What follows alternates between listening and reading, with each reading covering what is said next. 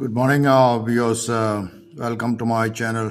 ഇന്ന് റിലയൻസിൻ്റെ ഷെയറിനെ കുറിച്ച് തന്നെ എനിക്ക് പറയാനുള്ളത്. റിലയൻസിൻ്റെ ഒരു ഇഷ്യൂ പറയുന്നത്, ഇന്ന് റിലയൻസിൻ്റെ ഷെയർ ഫോൾ ചെയ്യാനുള്ള ഒരു കാരണത്തെക്കുറിച്ച് പറയുന്നതെന്ന് വെച്ചാൽ, ഈ റിലയൻസ് ഈ ന്യൂ എനർജി ലിമിറ്റഡ് എന്നുള്ളൊരു company they one A bid for the battery cell manufacturing 2022 under the Indian government പ്ലാനിൽ എന്താ വെച്ചാൽ PLI സ്കീമിൽ ഇവർക്ക് ദേ വോണ്ട് ദ കോൺട്രാക്ട് ആൻഡ് അവർക്ക് ഈ ബാറ്ററി മാനുഫാക്ചറിങ്ങിൻ്റെ ഡെഡ് ലൈൻ ഉണ്ടായിരുന്നു. അപ്പോൾ ഇവർ പറയുന്നത് അത് ഇപ്പം റിലയൻസ് പറയുന്നത് വെച്ചാൽ ബാറ്ററി മാനുഫാക്ചറിങ് വളരെ എക്സ്പെൻസീവ് ആണ്, ഗ്ലോബൽ അൺസർട്ടനിറ്റി ഉണ്ട്, it is highly risk industry ആണ്, it's better to import lithium ion battery rather than manufacturing in India എന്നുള്ള ഒരു കൺസിഡറേഷനിൽ they miss the dead line.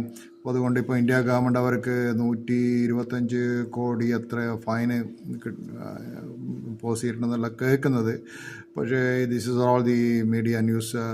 അതുപോലെ തന്നെ രാജേഷ് എക്സ്പോർട്സ് നിന്നും ഓല ഇലക്ട്രിക്കിനും ഇതേ PLI സ്കീമിൽ ഗവൺമെൻറ് കോൺട്രാക്ട് വോൺ ചെയ്തിട്ടുണ്ട് ഈ ബാറ്ററി മാനുഫാക്ചറിങ്ങിൻ്റെ.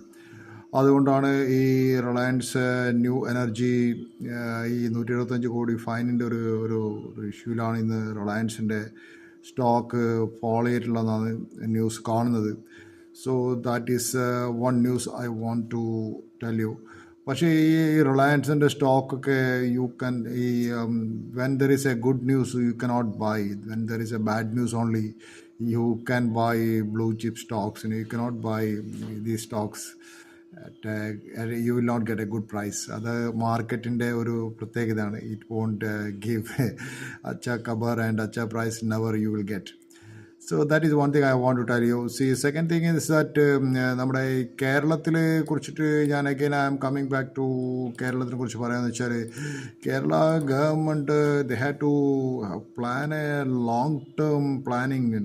ഈ ഇനി വരാൻ പോകുന്ന 10-15 കൊല്ലത്തിനുള്ളിൽ കേരള ഗവൺമെൻറ്റിൻ്റെ വളരെ ഒരു പ്ലാനിങ് വേണം. എന്താണ് നമ്മളെ ഹ്യൂമൻ ഡെവലപ്മെൻറ്റ് സ്ട്രാറ്റജീസ്, ഒബ്ജക്റ്റീവ്സ്, നമ്മളെന്താണ് പ്രതീക്ഷിക്കുന്നത്, നമ്മളെ എഡ്യൂക്കേഷൻ ഇങ്ങനെ തന്നെ മതിയോ, ഈ എഡ്യൂക്കേഷൻ പഠിച്ചുകൊണ്ട് കുട്ടികൾക്ക് വല്ല ജോലിയുടെ കിട്ടുമോ, കുട്ടികൾക്ക് വല്ല ഇമ്പ്രൂവ്മെൻറ്റ് ഉണ്ടാവുമോ, നമ്മളെ ഹെൽത്ത് ആൻഡ് ടെക്നോളജിയിൽ എന്താണ് ഈ ഫ്യൂച്ചർ പ്ലാൻസ്, അടുത്ത 10 കൊല്ലത്തിലേക്കുള്ള എന്താണ് ഫ്യൂച്ചർ പ്ലാൻസ്, ഇനി 10 to 15 ഇയേഴ്സിനുള്ളിൽ ആരാണ് ഇവിടെ ഇൻവെസ്റ്റ്മെൻറ്റ് ചെയ്യാൻ പോകുന്നത്, ഏതൊക്കെ ടൈപ്പ് ഓഫ് ജോബ്സാണ് ക്രിയേറ്റ് ചെയ്യാൻ പോകുന്നത്, അതിനുള്ള യൂണിവേഴ്സിറ്റിയിൽ അതിനുള്ള ടീച്ചേഴ്സ് ഉണ്ടോ, ഫസ്റ്റ് ഓഫ് ഓൾ അതാണ് മോസ്റ്റ് ഇമ്പോർട്ടൻറ്റ്. നമ്മുടെ യൂണിവേഴ്സിറ്റിയിൽ കോഴ്സ് കരിക്കുലം ഉണ്ടെങ്കിലും അത് പഠിപ്പിക്കാൻ കോമ്പറ്റൻ്റ് ആയ ടീച്ചേഴ്സ് ഉണ്ടോ.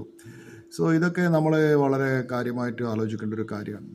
Anyway, thank you for viewing my channel. Please do subscribe.